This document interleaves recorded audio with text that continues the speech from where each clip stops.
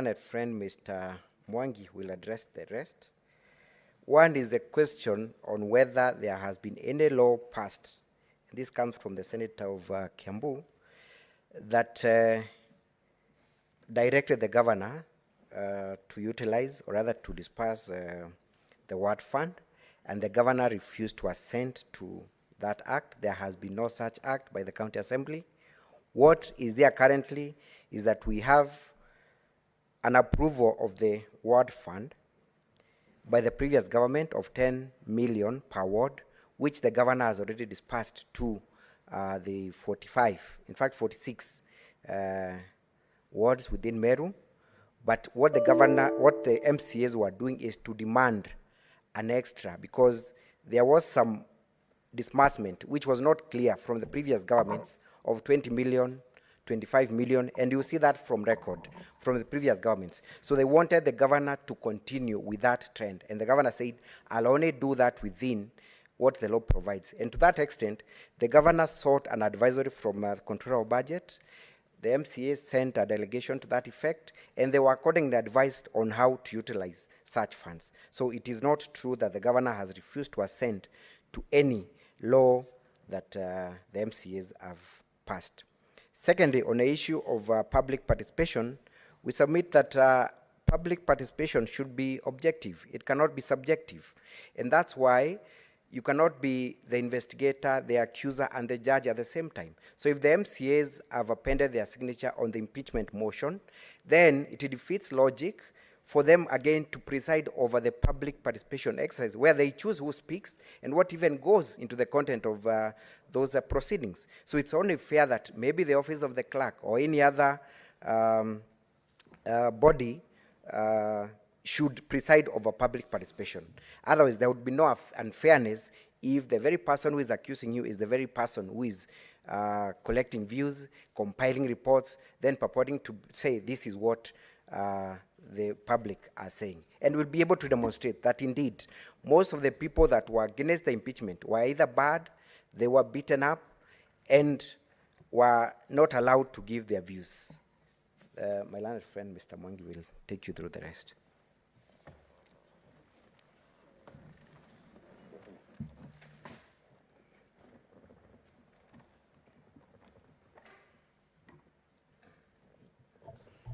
I'll address the question. The question, what is the position of the governor's political comments in view of Articles 179 and Sections 30 of the County Government Act, in light of the governor being the chief executive officer of the county? My learned friend, Mr. Mutuma, in his opening address, mentioned clearly that the governor has two caps. He has the policy and the technical cap when it comes to execution of his functions. The process of election of a governor is a political process. She canvasses for votes like any other political leader in this country. He's still a political leader. What the governor has to do is to balance between being a politician and being a manager. And Section 30, subsection 2, clearly stipulates what is the function of the governor and which appeals to the political side of a governor, the charisma of a governor, the organizational, community organizational skills of a governor. It appeals to the leadership skills of a governor. One of them, the governor is required to promote the competitiveness of his county. His county must shine, and can only shine through her charisma and how she speaks often about her county. She must promote democracy within the county, and that's an edict of the law. So the fact that the governor is the chief executive officer of the county does not in itself mean she cannot make a political statement. Honorable Chairman and honorable members, many occasions the governor is invited by communities, and she's told, we have an issue, we need to have a conversation. She goes to the ground, and questions are raised impromptu. At the spur of the moment, the governor will have to make a statement. What Mr. Mutuma indicated is a calling for the governor to inspire hope where there is hopelessness, and also to give a word that we hold the community. And Honorable Chairman and Honorable Committee, we are going to demonstrate many occasions of this nature, and some of them have been blown out of proportion, but we are going to show how the governor dealt with those situations. She's been termed passionate and emotional, but she's not been unable to manage her emotions and her passion, but she has used her passion to be a better manager and a better politician and a speaker for her country. We are going to demonstrate this with evidence. I think that's all on the issues, unless there is an issue we have inadvertently forgotten to address. You're welcome. Yeah, anything Chair. you forgot? Yes, Vice Chair. Thank you. I just want to seek clarification from the Council of the Governor. You said that the Governor has already dispersed the 10 million to 45 wards. Might you be knowing if the it was directly through the MCAs, and if they've already used this money in development so that they can demand for more? Yeah, the Council for Governors, there's a question here you are dodging. You asked, public participation. Who drives? The one which you are executing as the governor. And then finally, you responded, Yeah. but you circumnavigated. What I asked was a question of legality. Who is supposed to carry out public participation, legally speaking, on any matter that is being executed by the county assembly? Does the law give provision contrary to what the assemblies have done in terms of executing public participation, legally speaking? and then Esther? Thank you, Chair. My further clarification is to the council representing the county assembly. I heard you say that not a single politician has complained in writing about being disrespected by the governor. Okay, this is not to the one representing the county assembly, the one to the governor. Are you confirming that the allegations are hearsay? And the second concern, and now this is to the council representing the county assembly of MERU, did MERU MCAs have instructions to represent the leaders who are mentioned adversely by the governor as presented? If not, how do you want this committee to treat such evidence? Thank you, Chair. Yes, members, just a little bit of guidance. You are raising very important issues. These were the opening statements. Evidence will come. Then we are going to pursue the evidence one after another one when it is not too clear. So maybe we could hold our horses at this stage. We wait for evidence.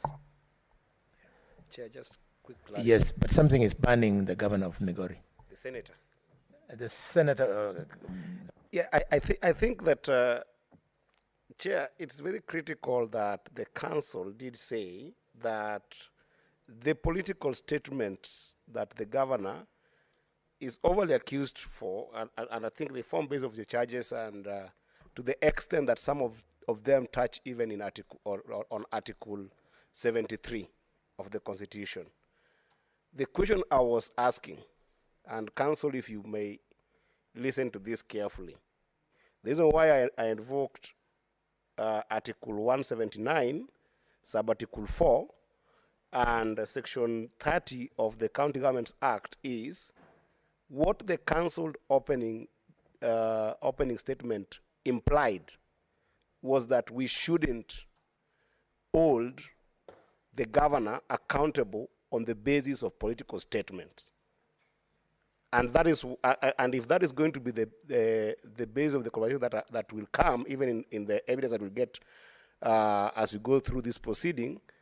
That's what I was asking, that are you suggesting that the political statements are not subject to any accountability metrics under those two provisions of law that are quoted? That's all I wanted to know, whether that's what you intended to imply. Chair. Very well. So we had guided. Yes. Chair. You have something burning? Yeah, Chair. I needed to know whether we are still retaining our question hour, that we still have it later on. All right, but just one more. For the council representing the county assembly, are they holding brief for the senator and the CS so that it goes on record? And if they have records to the effect that the governor is fighting the senator, the CS, are they here representing the people they have mentioned? Yes, that's why I was saying, senators, these are opening remarks. When the evidence comes in, probably they'll come with an affidavit sworn by the Minister for Agriculture and sworn by the Senator that those things are true. If they will not, then it makes their case weak. So let's wait for that particular time. I want to request that we rise for 1 hour, and when we come back, members, you still have a full 1 hour to interrogate both parties. Thank you very much. We shall resume at 2:40. And lunch is served by Senate in the holding rooms where you are. I don't know which one was the holding room for the media.